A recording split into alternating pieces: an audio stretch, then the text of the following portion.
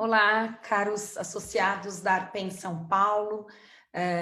Dia 22 de junho, estamos aqui, eu e o professor doutor José Fernando Simão, para iniciar mais uma live a respeito da Lei 14.010, que foi publicada e entrou em vigor a partir do dia 12 de junho de 2020, com a sua publicação. É um tema bastante interessante, bastante diletante, e nada melhor do que falar com uma pessoa que tem uma bagagem e fez parte também das sugestões a respeito desta lei.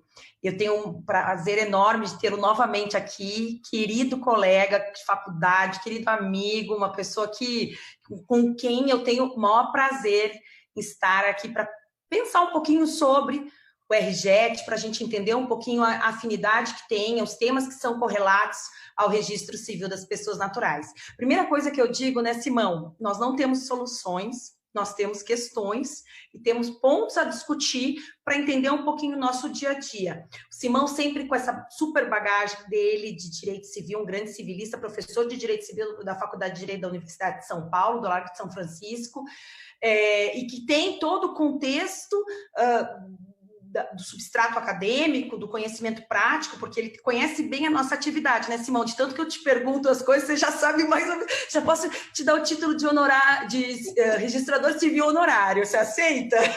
Com grande prazer, tenho muito orgulho de fazer parte afetivamente de uma classe que é tão importante para o cidadão. Eu digo que o registro civil ele é importante para o cidadão, ele é um exemplo de cidadania in loco. Nascimento e morte, só para dizer isso, sem contar casamento, mas nascimento e morte. E segundo, que é uma alegria, além de ser honorariamente do coração, de ter a chance de debater com a Arpen de São Paulo temas que são necessários. Eu diria assim, toda vez que há uma mudança legislativa, cabe a quem trabalha em algum ramo de atividade estudar ao máximo aquilo. Portanto, a ideia é que o IBDFAN de São Paulo e a Arpen de São Paulo fizessem essa parceria novamente. Nós tínhamos um calendário com vários cursos presenciais que a pandemia impediu, mas não impedirá nosso calendário virtual, telepresencial, e que então é uma alegria estar aqui com a Karine. A Karine foi minha colega de turma, realmente somos franciscanos de formação e de coração, e dizer que, você bem coloca, nós não temos necessariamente soluções prêt-à-porter, prontas, mas temos soluções pensadas de encaminhamento de questões do dia a dia, e esse é o objetivo da live, não é uma grande ilação teórica sobre nada, e que ajude o registrador no seu dia a dia a cumprir a lei e atender bem ao cidadão, que afinal é a sua função como registrador civil. Então vamos tentar encaminhar aqui o debate, e quando o debate for dúbio, houver duas leituras, colocamos as duas leituras, ou seja, não há nenhum problema aqui em mostrar como, nesse momento, nós temos situações complexas. E complexas por quê? Porque temos uma lei e temos provimentos. No caso de São Paulo, a Karine me dizia, provimento número 8 de 2020. 16. E 16, os dois. De 2020, quer dizer.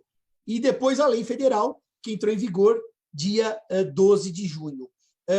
É o momento, na verdade, Karine, como já conversamos em outra live sobre o tema, de tentarmos pôr o pé no chão e fazermos uma interpretação que atenda à segurança jurídica, que atenda à qualidade dos serviços do registro civil, que são qualidades ímpares, mas que também não deixa o cidadão a pé, ou seja, o cidadão à margem do sistema. No fundo, se conseguirmos conciliar esses três vetores, acho que essa live terá sido de grande valia. Repito, primeiro para o cidadão, que precisa do registro civil, e depois para os próprios registradores, que precisam ter um norte para que façam as coisas como sempre fizeram, corretamente, sem medos, sem sofrimentos. E quando houver duas correntes, explicamos as duas, damos a nossa opinião, e o registrador vai ter autonomia de fazer a A ou a B a partir de um ponto de vista jurídico. Acho que era com isso que eu queria começar a nossa conversa, agradecendo você pelo convite. Talvez, Karine, eu aproveitasse para fazer só uma nota rápida, que a questão de prazos no RJET, no regime especial, no regime emergencial, jurídico emergencial transitório, é o artigo 3º, que trata da prescrição e da decadência. Eu e a Karine conversávamos um pouco aqui, off records, fora do ar, que realmente a lei fala que dia 20 de março, no artigo 1º, 20 de março, com a publicação do decreto legislativo número 6, temos o termo inicial dos eventos derivados do coronavírus, 20 de março. Mas com relação aos prazos, então esse que eu li é o artigo 1º, tá certo? Uma segunda nota que também é importante, eu acabei, Karine, agora um pequeno artigo que eu vou mandar para vocês publicarem na Arpen sobre essas Perfeito. nossas... Aliás, até vou completar esse pequeno artigo com a live de hoje, com os nossos debates. Mas uma segunda nota importante, antes de eu entrar nos prazos de prescrição, essas normas estão suspensas. Portanto, não há dúvida que não se revogou o Código Civil em nada. Perfeito. Se alterou a eficácia. E a terceira nota sobre os prazos, que daí eu já vou querer dialogar com você um pouquinho sobre o provimento, é que os prazos do RJET de prescrição de decadência ficam suspensos ou impedidos, não a partir de 20 de março, que está lá no artigo 1º da lei, mas o artigo 3º é específico, conforme o caso a partir da entrada em vigor desta lei. A lei entrou em vigor dia 12 de junho. E cabe uma nota aqui, Karine, importantíssima, do porquê eu não posso interpretar como a retroatividade da norma. Por que eu não posso interpretar que os prazos de prescrição e decadência estavam suspensos ou impedidos a partir de 20 de março? Primeiro, por uma questão literal, a norma diz, é da publicação para frente. Ela tem regra expressa. Ela não retoma a ideia do decreto número 6 de março de 2020. Bom, Karine, como bons intérpretes do direito, se o artigo 3º traz um prazo específico de início, eu não vou recorrer ao artigo 1º, que traz um prazo geral. Então, é uma interpretação literal e sistemática da norma. Mas uma segunda questão que eu acho super importante, e nesse artigo que eu escrevi, eu bati firme nisso, há professores eminentes, amigos, queridos e grandes juristas que entendem que os prazos prescricionais e decadenciais, sim, estão suspensos e impedidos desde março. Eles entendem que volta na época do decreto. Eu digo, Karine, que prescrição e decadência mexem com uma palavrinha, que na verdade é uma locuçãozinha, não é uma palavra, são duas. Segurança jurídica. É uma locuçãozinha. E interpretar instituto que mexe com segurança jurídica de maneira insegura é ferir a própria estrutura da prescrição e da decadência. Então, a lei expressa, Karine, a partir da vigência dessa norma. Você aplicar uma técnica teleológica a como a pandemia começou antes e como o decreto é de março. Então, no fundo, lá atrás houve uma suspensão e impedimento? Eu não concordo. Mas saibam os colegas da área notarial, da área registral que nos assistem, que é possível, sim, ler, e eu vou dar o nome, que são dois grandes amigos e grandes juristas. O professor Pablo Stolze e o professor Carlos Elias, que dizem isso no seu artigo publicado. Eu não concordo. E agora vai uma dica de quem pensa agora na atividade, como cautela do registrador civil. Depois nós vamos trazer o provimento, que eu sei que tem uma questão própria, mas se vocês forem, como registradores, olhar a lei e a posição do professor Pablo, por cautela, fiquem com a lei. A suspensão e o impedimento se deu a partir do dia 12 de junho de 2020, quando a Lei 14.010 entrou em vigor. Não interpretem de outra maneira, porque isso gera insegurança jurídica e vocês podem ter problemas efetivos nas atividades registrais de vocês. Essa era a primeira nota que eu queria fazer, Karine. Não, perfeito, Simão. Até foi bom que você começou já dando esse panorama, porque foi uma das dúvidas que eu tive também quando eu te perguntei, é 12 de junho ou 20 de março? E você na hora já me disse, Karine, a minha posição é essa. E isso tem impacto, sim, porque se a gente for contar prazos, ou seja, começa ali em 12 de junho ou 20 de março? E gostei também que você falou, essa live não é só da Arpen São Paulo, essa live é uma parceria que nós já tínhamos sedimentado com vocês do IBDFAN São Paulo, aqui na presença do vice-presidente, você é vice-presidente, né, Simão? De que nós iríamos... Presidente, professor... Para Karine. Obrigada, professor Flávio Tartucci. Isso já existia, isso. Nós começamos lá no dia 17 de março, a primeira discussão, só que em decorrência desse momento que nós nos passamos, nós não conseguimos dar andamento, mas hoje estamos retomando, e quem sabe seja uma plataforma ótima para a gente fazer isso sempre, essas lives com IBDFAN São Paulo, Arpen São Paulo. Como você estava falando da questão dos prazos, é uma discussão corrente em relação aos registradores civis, em todos os grupos de WhatsApp. E vem para mim também as dúvidas. Mas, Karine, que natureza nós temos os nossos prazos? Que são prazos de direito material, são prazos, porque em tese são prazos vinculados a procedimentos. Que natureza jurídica nós temos em relação a esses prazos? E aí eu já vou te colocar uma questão. Quando eu emito uma certidão, eu faço um procedimento, eu confiro que existe no livro, eu verifico se existe alguma alteração jurídica naquele livro, do ponto de vista de averbações, etc. Eu extraio as informações e emito uma certidão, ou em breve relato, ou inteiro teor, que inteiro teor se coloca tudo que consta do assento. A dúvida inclusive coisas erradas. Que não constariam, e que não constariam normalmente, né? Por exemplo, a questão de ter tido adoção no meio do caminho, coisas que você não emitiria normalmente normalmente tudo, né? Tudo, dependendo do tipo de publicidade, eu vou ter que pedir uma autorização judicial, etc., porque da natureza dessa informação. A dúvida é, a que ponto, que tipo de atos, em relação a quais atos nós estamos sujeitos ao RJET e quais atos nós estamos diante de um prazo processual, um prazo procedimental, e, portanto, a quem vamos nos socorrer, vamos dizer. Me parece, Karine, que eu também não vejo muita dificuldade em tese. Claro que no caso concreto você pode trazer uma questão ou outra que me complique a vida, mas em tese vocês têm procedimentos administrativos. Procedimentos com prazos, que são prazos administrativos, para cumprimento de coisas administrativas. São prazos procedimentais. Por exemplo, eu não sei, vocês têm algum prazo, por exemplo, máximo para emitir uma certidão? Se eu pedir hoje no seu cartório, você tem um prazo máximo para emiti-la? Tem um prazo de 5 dias para emitir. Esse prazo de 5 dias, evidentemente, é um prazo procedimental. Se você não cumprir, você pode ter problemas com a corregedoria. É um prazo como do juiz, um prazo impróprio, em tese, mas você pode ter problemas com o seu órgão de fiscalização. Então, esses prazos são procedimentais. Procedimentais é como se fosse processo civil, só que é o processo administrativo. São procedimentos dentro do seu tabelionato, do seu cartório, do seu registro civil. Então, esses prazos não têm influência nenhuma sobre o RJET. O RJET não contamina esses prazos. Ele contamina prescrição e decadência. Então, os prazos que podem dar confusão, que acho que daqui a pouco você vai querer que a gente discuta, são os do Código Civil, com repercussão no registro civil. Mas não os prazos para vocês pedirem uma certidão, não os prazos para, eventualmente, uma impugnação, uma oposição de impedimento matrimonial, porque, em regra, esses são prazos procedimentais para oposição do impedimento matrimonial. Não é um prazo de prescrição nem de decadência. É como o prazo para apelação, Karine. O prazo para apelação é procedimental. O prazo para eventuais embargos de declaração de uma decisão.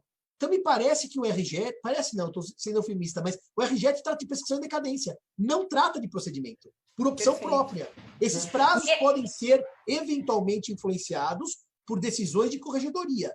Aí sim, eu posso ter um provimento da corregedoria que diga alguma coisa. E você me mencionava que já há 2, né? Então, essa é a grande questão. Deixa eu só comentar uma coisa. Existe, às vezes, um pouco de falta de conhecimento técnico. Ainda que estejam previstos prazos no Código Civil, a natureza deles não necessariamente é uma natureza de direito material. Você citou 2 aqui, o prazo para impugnação ou oposição de causas suspensivas. É um prazo que está constante lá do Código Civil, no âmbito da habilitação do casamento, mas é uma natureza procedimental, não uma natureza...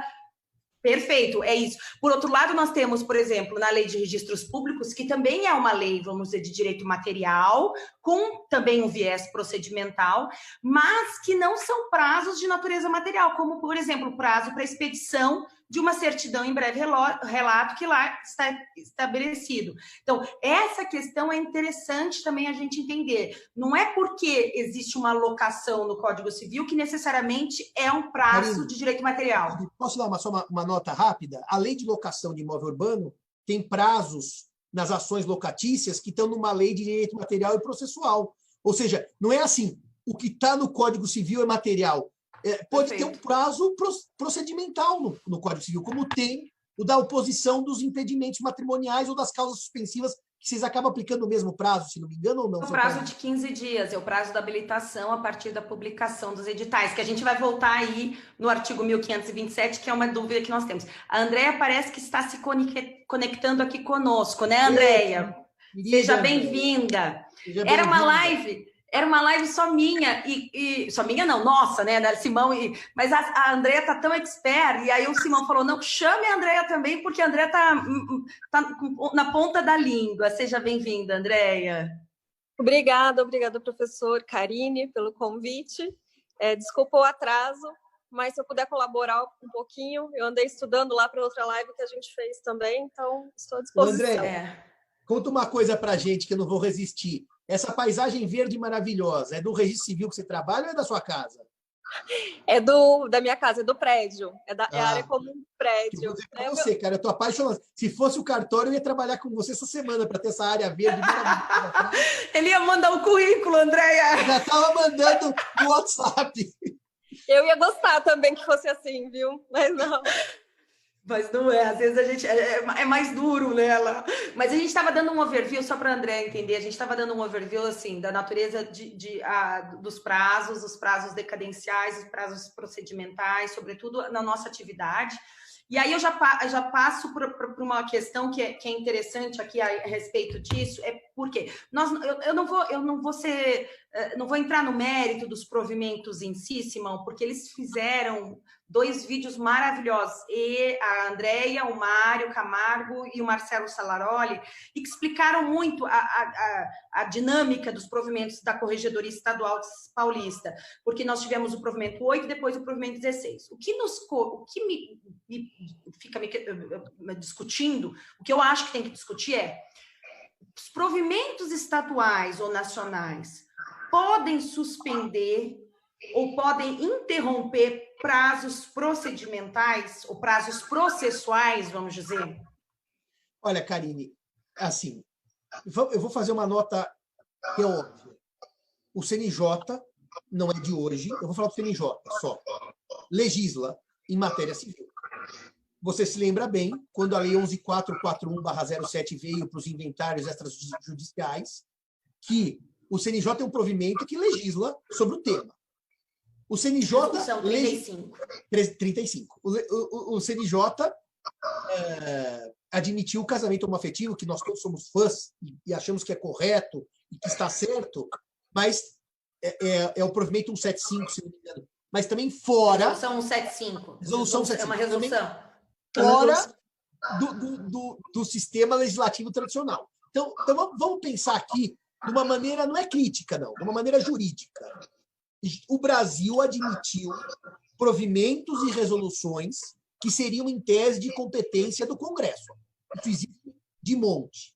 Assim como o Judiciário, na sua atividade judicante, admite provimentos para suspender prazo por causa de greve de servidor, por exemplo, ou caos na cidade de São Paulo, por exemplo. Nós conhecemos isso à larga. Isso não é uma vez, nem são 2.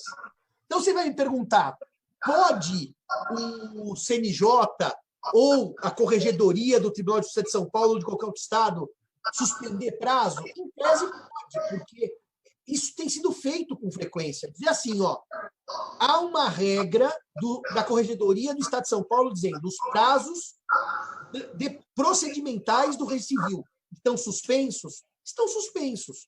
Ah, mas o RJET tem uma outra suspensão. Bom, elas se somam. Vamos dizer que São Paulo, vocês me diziam que a suspensão começou em março, 22 de março, por força do provimento. O RJET começou 12 de junho. Então, para esses fins procedimentais, mas repito, gente, não é para prescrição e decadência do Código Civil, porque senão o Tribunal de São Paulo pode dizer que a prescrição do Simão para cobrar o devedor do Simão está suspensa por força do provimento do Tribunal de São Paulo. Isso aqui não pode. Mas para fins dos procedimentos do Registro Civil, eu concordo que nós tivemos uma suspensão 22 de março, a qual se soma uma suspensão agora dos prazos de direito material que vieram agora, e agora pelo RJET. E no que houver, gente, vamos dizer assim, um prazo suspenso pela Corregedoria por provimento, e que o RJET também se aplique, depois a gente pode dar os exemplos concretos para sair do mundo ideal, Aí nós temos uma data final, que é 30 de outubro. Então, um prazo que a atividade registral tenha, que já está suspenso pela Corregedoria de São Paulo desde 22 de março, prossegue suspenso 12 de junho com a RIGET e pode ir, André, eu dizia, até 30 de outubro. Por exemplo, suponha que em agosto, suposição pura, haja um provimento dizendo assim, sabe aquela suspensão dos provimentos 8 e 16? Acabaram. 15 de agosto acabou tudo. Mas se esse prazo tiver relação com a RIGET, fica até 30 de outubro. Se for um prazo pela RIGET. Se não for, Andréia, dia 15 de agosto, voltou a correr o prazo que tinha sido suspenso por força dos provimentos. Me parece que esse diálogo é importante e evidente. Eu até, Andréia, depois daquela nossa live, Karine, eu escrevi umas linhas para publicar, que eu disse assim, não faz sentido, com o prédio funcionando, com o cartório funcionando, suspender todas as habilitações matrimoniais esperando uma portaria. Se está tudo funcionando, a gente pode depois discutir os detalhes que a Karine me provocou de publicação de editais, no prédio, com o prédio fechado, com o prédio aberto, mas eu não vejo como jurisdicionado e professor de civil como justificar que o cartório está funcionando, vocês param todas as habilitações matrimoniais. Onde é que está escrito isso? Ah, mas o provimento suspendeu os prazos. Sim, sim, mas suspendeu os prazos para não prejudicar o cidadão. Se o funcionamento do cartório é normal, e vocês podem, evidentemente, eu dizia também para a Karine, Andréia, antes da live começar, pode haver um debate sobre início, sobre ampliação de prazos por conta de redução de funcionário, dos problemas da pandemia. Isso é plenamente aceitável. Agora, dizer assim, não vou fazer nenhuma habilitação matrimonial enquanto houver a pandemia, eu não sei qual é a lógica disso. A questão, professor, é que o provimento 8, lá de março, ele tem um item que diz que os casamentos só serão habilitados em caso de urgência. Né? E aí, o artigo 2, né, Andréia? O artigo 2 fala o seguinte, que os prazos estão suspensos, as atividades... Eu até vou ler aqui, porque o Simão tinha pedido, só para te interromper, Andréia, mas tu continuas. Os prazos para a prática dos atos de notas e de registro, incluindo os de protocolo e os de validação das habilitações de casamento, não terão curso durante o período de suspensão do atendimento, do expediente. Andréia, você já vai falar. Não terão curso, me parece que... Mas desculpe, Karine, eu faço a interpretação do sistema. Não terão curso, se possível, não for ter curso. Ou seja, imaginemos que você fechou o cartório. Você está numa zona altamente perigosa por causa da Covid, certo? Você não pode ter funcionário trabalhando. O cartório está fechado. Imaginemos um foco central. Agora eu pergunto para vocês, o provimento pela redação autoriza, eu vou devolver a palavra para a André, porque eu não quero interrompê-la, que não terão curso, mas vocês podem dar curso. Podem dar curso por quê? Porque o cartório está funcionando, tem funcionário, não está em zona perigosa. Eu pergunto a vocês, é a melhor interpretação parar tudo? Eu estou fazendo uma provocação para vocês que são da área. Ou seja, a pergunta é outra, Karine e Andréia. Qual é o prejuízo do jurisdicionado se correr o procedimento em tese? Nenhum, me parece. Errado, Andréia, quero ouvi-la. Esse item que a Karine levantou, que ela leu aí, ele justamente já traz uma questão que você colocou previamente, porque o tribunal suspendeu um prazo que é decadencial, né? Mas eu falei de um outro item, Karine, eu não estou com o provimento em mãos, tem um outro que diz que as habilitações só serão feitas mediante justificada emergência, urgência, eu acho que é a palavra... Os plantões, artigo 6º, os plantões... Porque, na verdade, só para entender um pouquinho, para a gente colocar o sistema aqui, o provimento falou o seguinte, Simão, ou você mantém o cartório aberto, ou você pode ter uma redução e pode ter um plantão, certo? Você pode reduzir e ter o atendimento em plantão. Só que daí o que ele diz... O artigo 6º, os plantões pelas unidades que suspenderem o funcionamento abrangerão, ou seja, se você tiver em sistema de plantão, você vai abranger o serviço de habilitações e registro de casamento quando justificada a urgência, ou seja, você só vai praticar os atos, né, Andréia, se houver a justificada urgência. É isso. E aí, professora, o que muitos colegas, acho que na capital a maioria até, interpretaram, que essa urgência, ela é, nesse momento, um tanto subjetiva. Porque, por exemplo, o medo de morrer, nesse momento, pode justificar a vontade de realizar um casamento que antes não era urgente, né? Tanto a gente sabe que no Notas houve um aumento grande no número de escrituras de testamento. Né? Mas, André e Karine, eu devolvo a pergunta a vocês. Eu devolvo a pergunta porque eu acho que esse tema é muito fulcral no debate. Se você estiver em regime de plantão, casamentos por urgência, e você, Karine, como titular do Registro Civil, disser, eu vou fazer todos, qual é a punição? Nenhuma. Você está trabalhando com o cidadão. Eu estou trabalhando, eu concordo. Eu trazer para vocês. A minha observação não é o que eu posso ou o que eu não posso, é o que eu devo. Eu devo no limite mínimo que a corregedoria exige, mas eu posso muito mais do que esse limite. Era esse debate, por isso que eu acho fantástico conversar com vocês. Você não pode ser punido se num regime de plantão eu só cuidar dos casamentos emergenciais.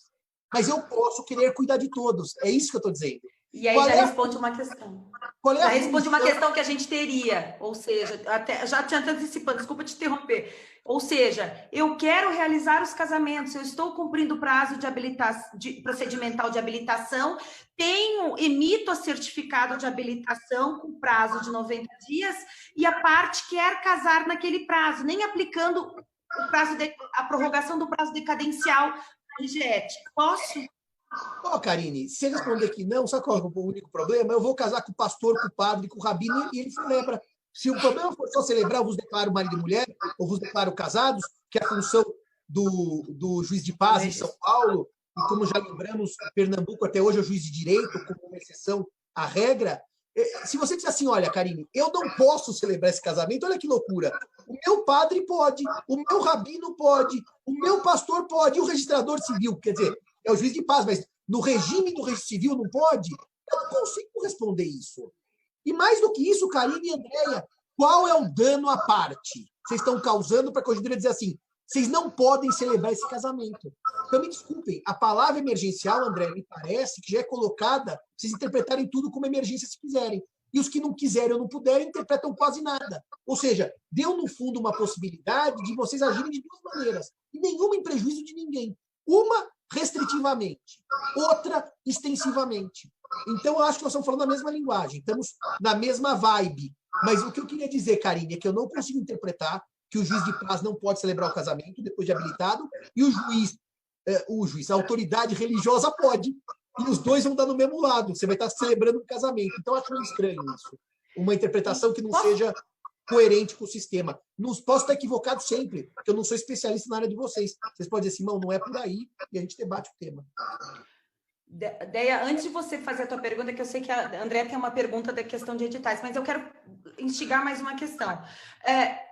Os provimentos estaduais ou provimentos do CNJ, eles não poderiam suspender ou interromper os prazos decadenciais lá pelo artigo 207. Certo? Então, o que nós temos que entender é que o provimento, tanto o 8 quanto o provimento 16, eles não podem suspender o prazo decadencial de 90 dias da emissão da certidão, certo? Se findo os 15 dias, publicados editais, etc., e sendo emitida o certificado de habilitação, nesse prazo, vamos dizer, em que ainda não entrou em vigor, que não tivesse entrado em vigor o RGET, não haveria suspensão nem interrupção. Estou errada? Desculpa. Eu acho, Karine, sua pergunta é essencial. O prazo do 1500 e fala os números 32? 1525 que fala de 90. Não, a habilitação é deixa eu pegar o 1500, o Código Civil. 1532 é o religioso com efeito civil, não é? Não, é a habilitação de 90 dias, é ineficaz o casamento. Podem checar aí. Esse 1500. É, 1532. Estou pegando aqui. Não, mas está aqui na minha mão, querido. A eficácia da habilitação será de 90 dias a contar da data em que foi extraído o certificado. É 1532. Esse artigo 1532, eu discuti com vocês na última live e eu repito aqui. Ele, para mim, vale como se fosse uma carta de motorista, que venceu o prazo, não posso dirigir. Ele é um prazo quase administrativo. Mas como ele retira a possibilidade de casamento válido, aliás, hoje, quando eu escrevi o artigo, eu fui ler a obra do professor Fachin e o professor Pianovski, que eles dizem exatamente isso, ele retira um elemento de validade do casamento, eu posso muito bem interpretar esse prazo como decadencial para fins de dizer que o RGET suspendeu ou impediu. Agora, suspendeu ou impediu. Mas a partir de quando, Karine? De 12 de junho. 12 de junho, essa é a questão. Diferente. É um prazo que se iniciou antes e que terminou antes. Vamos dar um exemplo limite.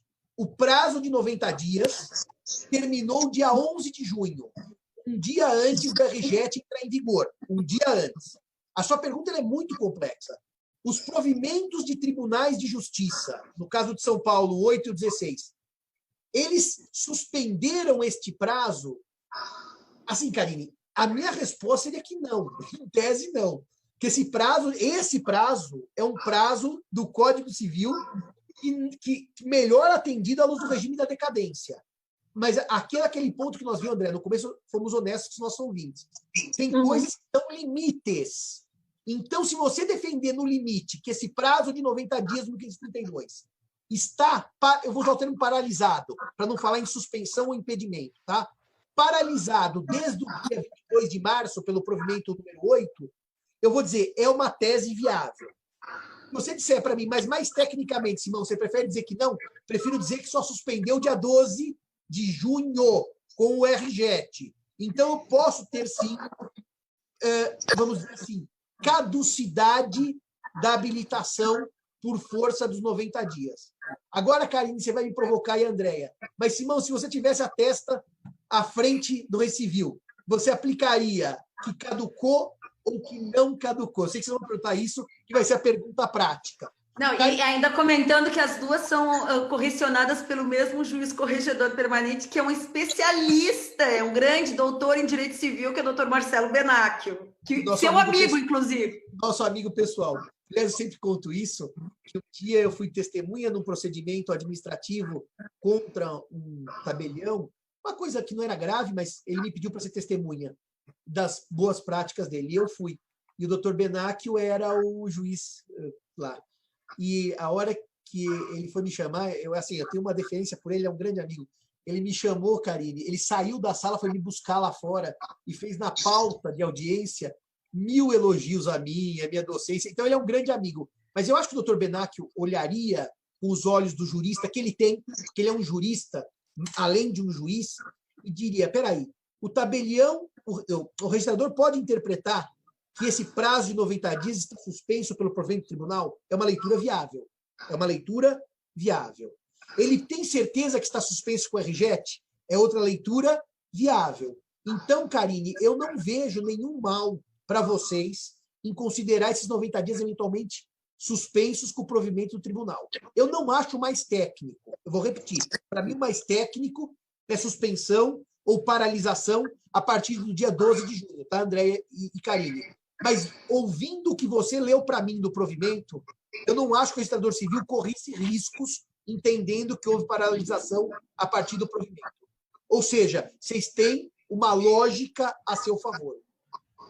Ficou claro? Então, a gente pode dizer, a gente pode afirmar que os provimentos, que o RJET, em relação ao RJET, os provimentos não são excludentes, mas complementares. Exato. Ou seja, se por acaso os provimentos cessarem antes de 30 de outubro, pode ocorrer como, por exemplo, a habilitação do casamento em 90 dias, a celebração do casamento 90 dias após, no máximo 90 dias após a habilitação, 1532, esse prazo prossegue até 30 de outubro, ainda que caia o provimento.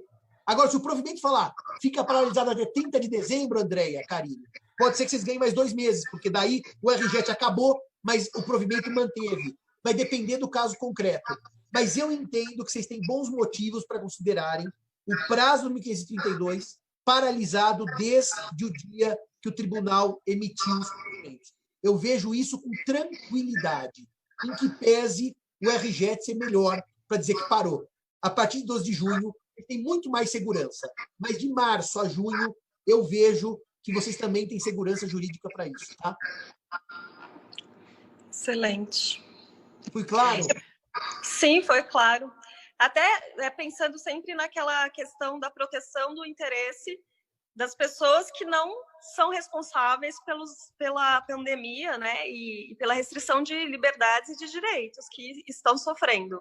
Porque se a gente não aplicar a suspensão do provimento, as pessoas têm que pagar novamente uma habilitação, né? E daí entram, acho que, outras questões até de boa-fé, se é razoável exigir um novo pagamento de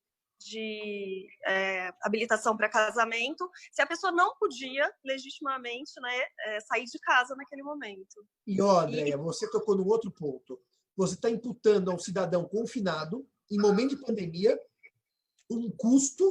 Você vai dizer, caducou o procedimento, começa tudo de novo. Mas a senhora está brincando. Vai publicar proclamas, tudo.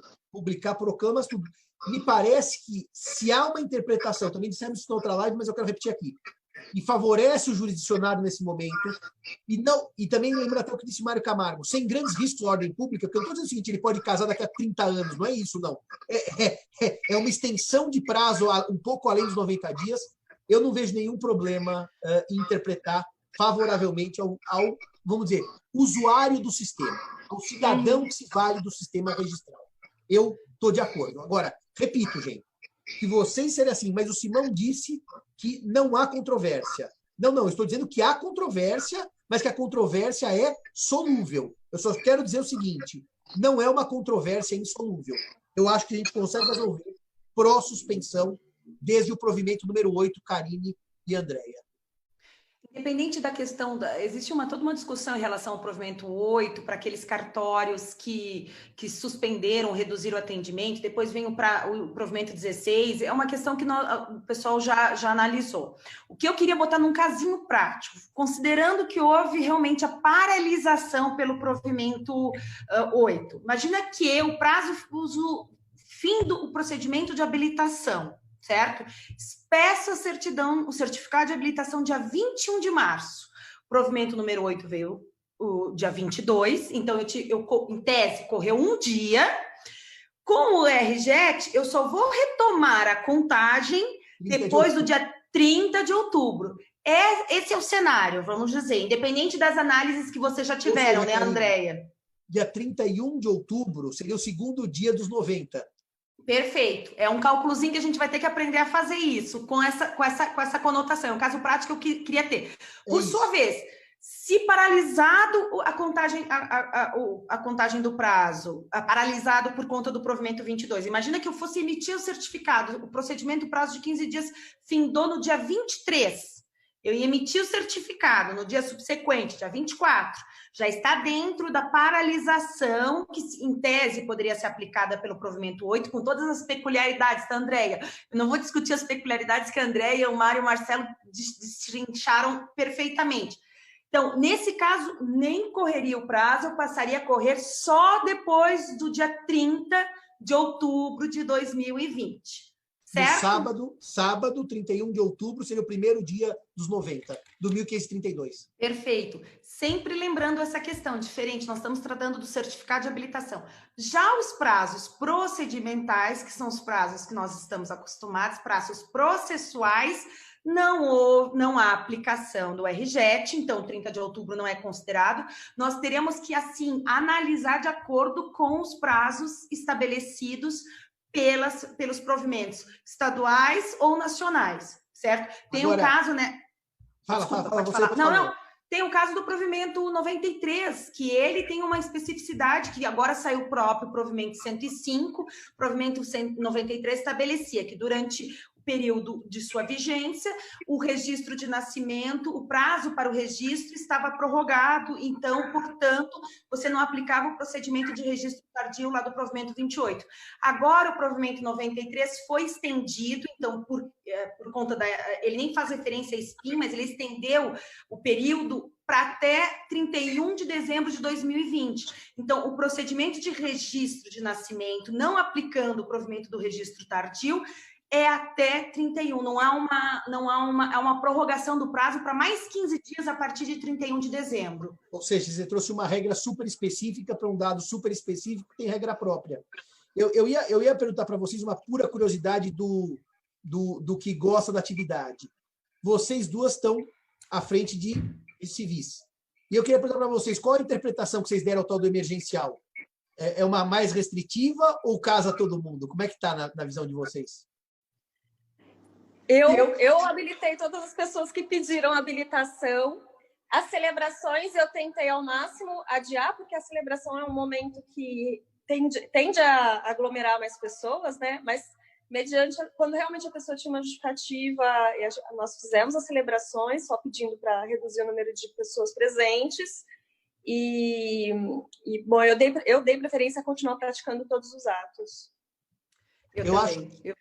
E você, Karine, nessa mesma direção. Na verdade, assim, primeiro que eu acho que direito ao casamento é uma garantia constitucional. É isso. Certo? O direito ao casamento está lá. Então, você não pode... Desculpa. Se chegar civil e falar assim, o senhor não pode casar, eu repito, eu entendo totalmente os provimentos, eu entendo tudo.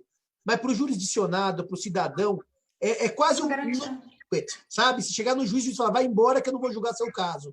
É a mesma sensação. Pô, mas por que o cara está fazendo isso comigo? Quase como se fosse uma perseguição pessoal, né? Mas acho que esses temas... Que surgiu uma... Desculpa. Fala. Uma questão nos grupos de registradores que eu tenho, tecnicamente, dificuldade de explicar. Porque, no fim, o posicionamento, às vezes, ele privilegia aquilo que, na prática, é o melhor resultado, né? O registro civil tem esse lado muito prático também. Mas como é que eu posso dizer que o prazo... eu estou correndo o prazo de 15 dias para habilitar, mas não estou correndo o prazo de 90 dias para casar à luz dos provimentos, porque até então nós só tínhamos os provimentos para trabalhar. Porque, no fundo, claro, que se você for seguir só o provimento, ou parou tudo ou não parou nada. Então, parou tudo, me parece. Mas é que o RJET, ele te dá uma leitura segura de que procedimento corre e prazo decadencial não corre, André. Então, acho que ele te deu uma segurança para dizer isso. Mas eu vou mais longe. Se você entender que o seu registro civil tem condições de dar fluência a todos os prazos, tanto o procedimental quanto de 90 dias para a celebração do casamento a partir do certificado, me parece que a leitura de que tudo corre, ela nunca vai ser ruim para o cidadão. Repara, se você aplicar tudo correr, não é ruim para o cidadão. Agora, pode ser. Eu posso chegar e falar assim, doutora Andréia, eu tenho que casar em 90 dias? Você vai dizer, tem. Vou dizer, mas eu estou com medo da Covid. Tem que casar. Não, não tem. Daí você para, porque em favor do cidadão tem o RJET. Me parece que isso é uma interpretação completamente linear do sistema, como um todo.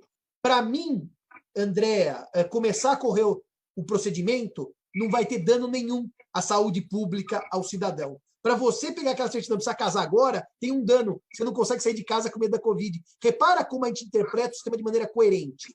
Onde não há prejuízo a ninguém, ele corre. Onde pode haver, ele não corre. Mas isso não é chute. É o RJET que permitiu isso, na minha leitura, tá? Karine, eu acho que tem um probleminha dos editais para a gente conversar, né? É isso, do 1527. Na verdade, foi uma discussão que a gente teve até a Andréia que comentou. Andréia, acho que você pode antecipar aí, porque você que falou, Karine, a gente tem que discutir isso. Sobre a questão, primeiro, quando é que eu começo a correr o prazo dos 15 dias para oposição de causas suspensivas e impedimentos matrimoniais? É a partir da fixação ou da publicação? E aí, André, começa por isso, daí a André te faça a segunda pergunta. Olha, me parece que o prazo começa não da fixação, mas da publicação dos editais no órgão de imprensa virtual ou papel, sei lá, que houver naquela circunscrição. Me parece que interpretar a lei que começa da fixação e não da publicação, Karine, seria uma coisa estranha. Porque se houver, por exemplo, uma cidade, vamos supor que o jornal local circule a cada 15 dias, é um jornal, só tem 2 por mês.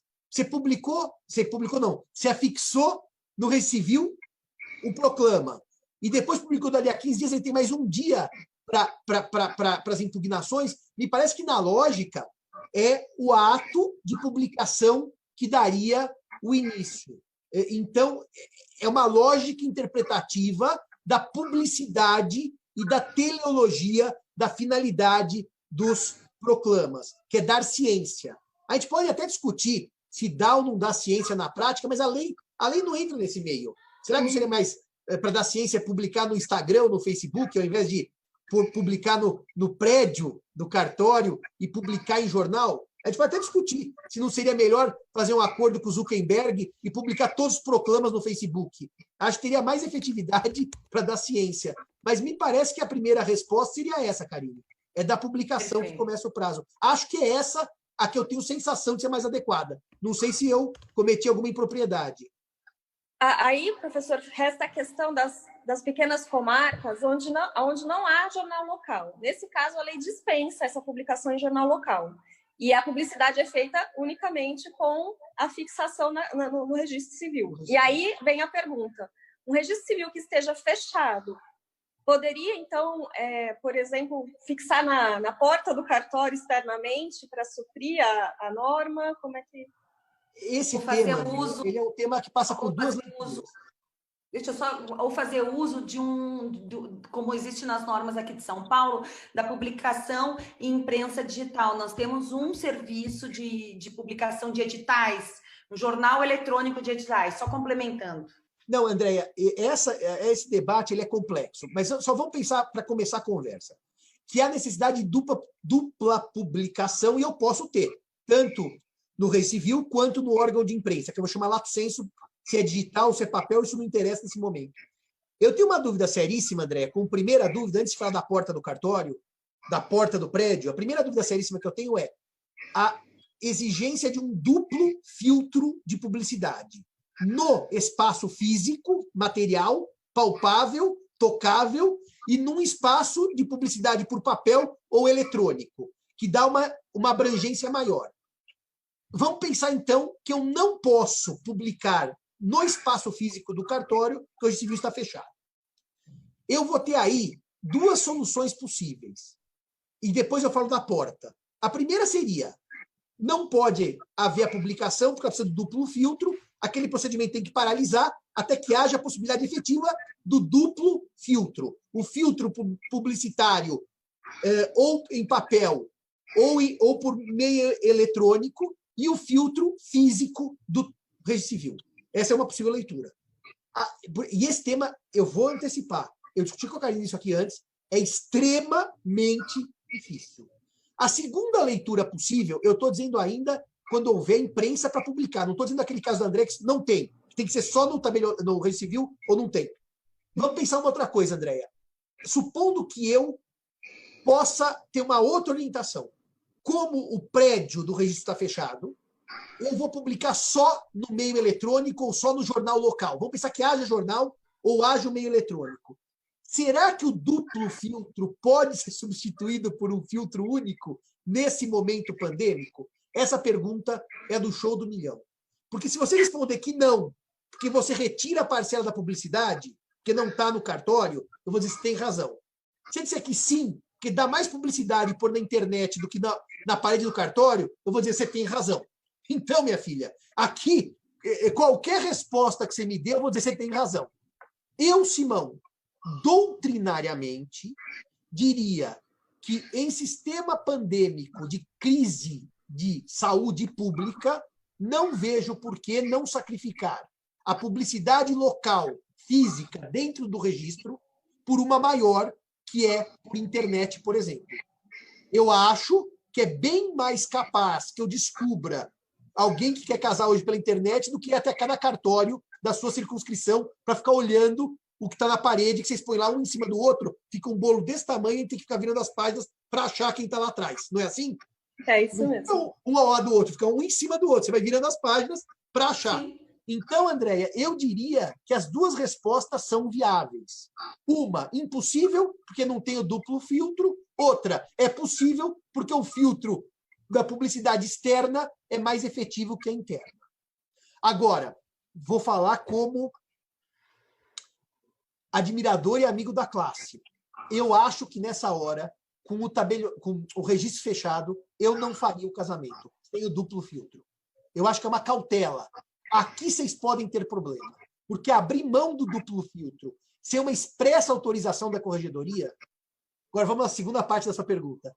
E se a gente pusesse na porta, ou nas janelas, ou nas paredes, protegendo da chuva e do vento, os editais? Sabe, André, qual é o problema? É que o problema aí é que essa pergunta é a pior da live. Eu queria fugir dessa pergunta. Porque essa pergunta ela gera um problema que é o seguinte. Eu, Simão, estou confinado. Eu, Simão, que estou confinado, posso ler pela internet ou posso receber em casa um jornal com os editais. Mas eu, Simão, que estou confinado, em tese, não posso ir ao registro. Nem fora, nem dentro. Você tá dando Vamos supor que houvesse um lockdown, todo mundo preso em casa.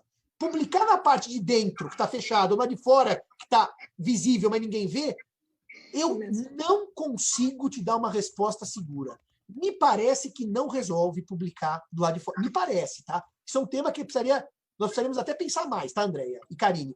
Mas me parece que a resposta é: eu, por cautela, não realizaria o casamento como registrador civil sem o duplo filtro, e o duplo filtro não substitui a publicação interna pela externa, porque o problema não é entrar no prédio. É poder ter a informação. É ter a informação. E acesso. É uma informação. Agora, Karine, essa eu juro para vocês, tá? Sem proselitismo. Eu não tenho certeza. É uma leitura que eu faço, mas que pode ser sujeita a uma nova reflexão. Vocês só coisas difíceis, pô. Pergunta mais fácil para mim. Professor, aí. Mas não é teórica, viu? Ela é concreta. Muitos cartões. Claro! Não. Eu não tenho dúvida disso. Cidades pequenas, como a cidade, por exemplo, da minha avó, que tem 10 mil habitantes, e tem o Registro Civil, ele está fechado. Ele fechou as portas. Ninguém entra, ninguém sai. Quer dizer... Caros, eu sei que a gente tem muito tema ainda para discutir, mas a nossa live está encerrando. Já me passaram aqui a bandeira vermelha do tipo...